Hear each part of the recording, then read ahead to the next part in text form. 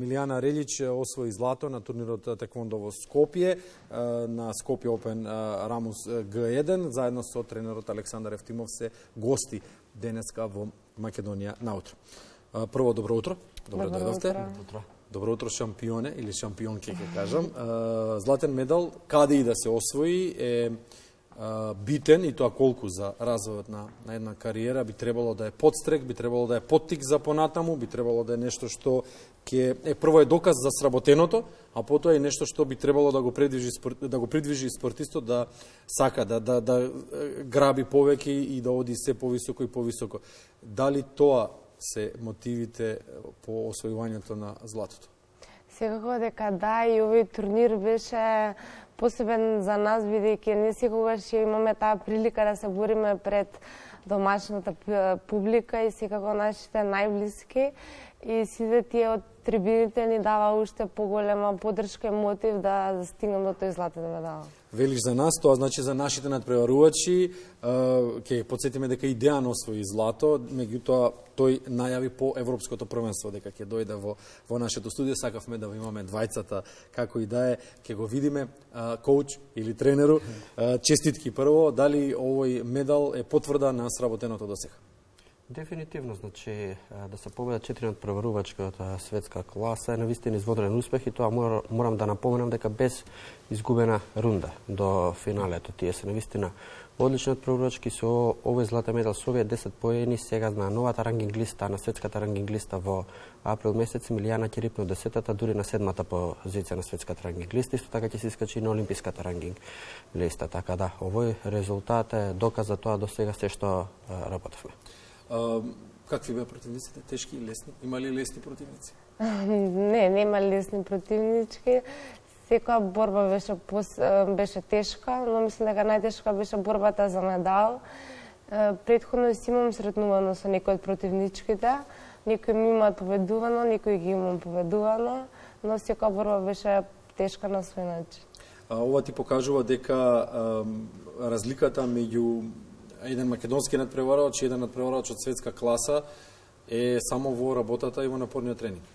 Да, сепак не исто како мала држава и со условите кои што ги имаме, за разлика од они кои што ги имаат условите, докажуваме дека сепак можеме да се носиме со нив со многу напорна работа, со дисциплина, посветеност, дека се е можно. Тренеру, какви ни се условите? Се подобруваат ли? Не сте прв пат во нашето студио, да. Секогаш кога ќе има некаков настап или некакво надпреварување, сте драги гости, без разлика на резултатот, затоа што сте наши, нели се разбира, мора да си го сакаме прво своето и да си го почитуваме. Какви ни се условите? Дали се подобруваат? Па вака, со оглед на тоа што ги правиме резултатите, стануваме доста попознати, стануваме доста посериозни во очите на институциите, така да се подобруваат за малку условите. Меѓутоа, голем проблем е тоа што, например, ние сме мала држава, имаме мал број на луѓе, посебно мал број на деца што се надпреваруваат. Само ќе ви спомнам, во една Турција имате 600.000 регистрирани надпреварувачи. И имате огромна конкуренција со кого да работите спаринзи и со кого да напредувате. Ние тука сме малку, меѓутоа сите клубови заедно соработуваме за да воздигнеме, за да направиме многу поголем квалитет. Исто така често одиме надвор на меѓународни семинари и кампови, каде што мора да размениме искуство и да се бориме со надпреварувачи. Ако сакате да бидете во врвот на светската класа, мора да работите со надпреварувачи од светска класа. Од кого учиме најмногу? Па вака се, значи, морам да кажам дека на Балканот, посебно женското теквондо е во врвот на светското теквондо. Така да, покрај олимписките медали од Србија, од Милица Мандич, тука се и хрватките со неколку олимписки медали, тие ги покренаа клубовите на многу повисоко ниво да работат, и секако после Токио 2020 олимпискиот медал на Дејан Георгиевски, и тука теквондо да се воздигна многу повисоко ниво, со многу поквалитетни надпреварувачи и тренерзи, така да имаме тука кога да работиме. Сработката меѓу машките и женските надпреварувачи, дали постои такво нешто, бидејќи различно е, се разбира, меѓутоа дали ги црпите искуствата едни од други, можеби интригите од кај дамите и силата од кај мажите, или тоа се само стереотипи? Да, на тренинг работиме заедно исто така со машките, и тоа исто така подобро за нас женските, бидејќи секако они се посилни од нас и тоа може само да ни влија позитивно, односно да бидеме уште подобри.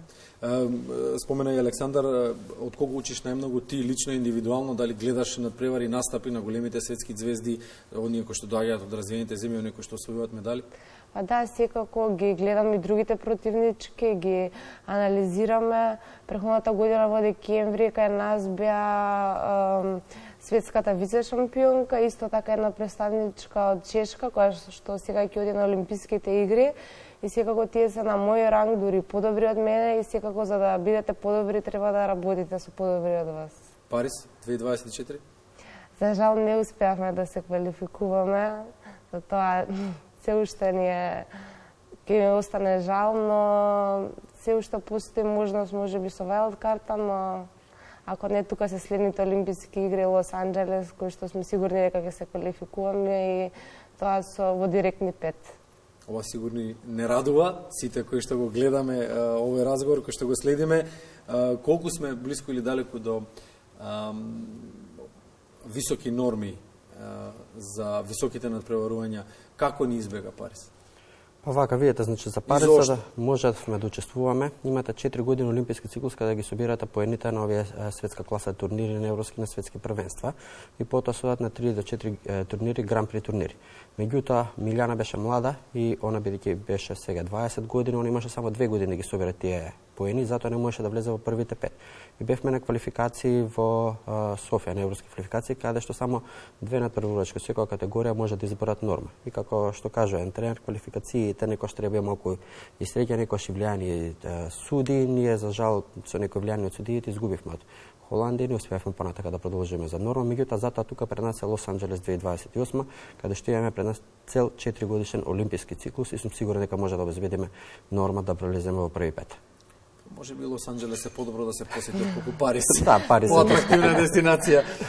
Ви благодариме што ова утро бевте со нас. Милјана Релич, теквондистка, и Александар Евтимов, тренер. Златен медал за Милјана на Скопје Опен. Ти посакуваме да продолжиш така, ти посакуваме да чекориш само нагоре. Благодариме што Благодариме.